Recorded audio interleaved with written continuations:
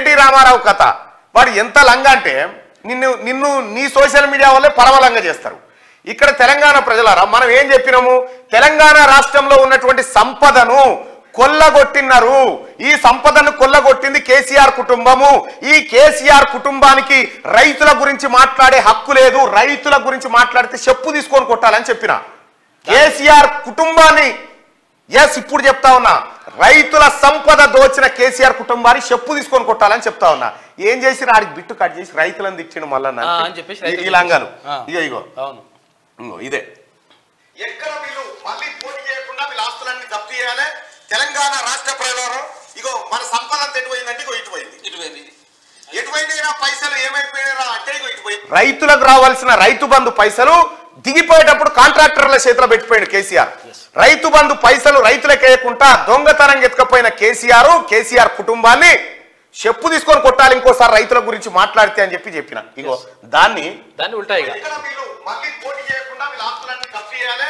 తెలంగాణ రాష్ట్ర ప్రజలు ఇగో మన సంపద ఎటుపోయిందంటే ఇగో ఎటుపోయింది పైసలు ఏమైపోయినా అంటే ఇగో ఇటుపోయినాయి. ఇవాళ రైతు బంధు ఎత్తలేడు రేవంత్ రెడ్డి. ఎత్తలేడు రేవంత్ రెడ్డి గారు ఏమంటే చెప్పు తీసుకొని కొడతా ఇంకేవడన్నా మళ్ళా మాట అంటే దొంగన కొడుకులారా ఈడు కలవకుండా చంద్రశేఖరరావు అనే దొంగ ఎక్కపోయింది మాట. ఈ పైసలన్నీ వారి కుటుంబం చూసిరా. ఇది ఒరిజినల్.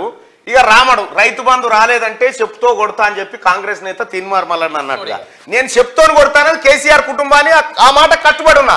రైతుల పక్షాన రైతు బంధు పైసలు దొంగతనంగా కాజేసిన కేసీఆర్ కుటుంబాన్ని చెప్తోని కొడతానన్న మాట కట్టుబడి ఉన్నా. రైతుల పక్షాన కొడతా. దొంగన కొడుకులు అరే ఇవి గెలిపేయరా రామా. నేను ప్రజలకు ఏమైనా మంచి చేసేది ఉంటే ఆలోచన. నీకు నీ కుటుంబానికి అయిపోయింది అధికారం అనేటువంటి ఆ పదార్థం దూరం అయిపోయింది. ఎప్పుడో ఆ మాట మర్చిపోరు. మీ పని అయిపోయిందిగా. ఇంకా ఇదే కాదు, ఇంకా చాలా వస్తాయి. నేను చేయాలనుకుంటే మీరు పరిశాన్ అవుతారు. ఎందుకంటే నేను ఈ రంగంలో నేను పని చేసి వచ్చిన.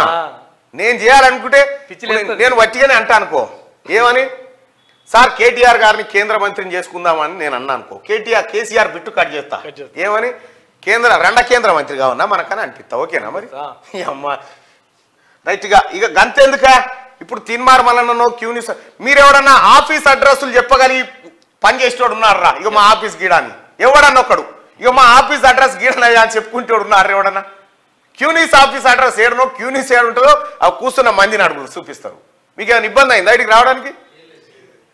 ప్రజలంతా వచ్చి ఇక్కడ మీరు సాటుకు సందులలో ఆఫీస్ పెట్టుకొని పని చేస్తారంటేనే మీరు ఎంత లంగలో మాకు అర్థమైంది, ప్రపంచానికి అర్థమైంది.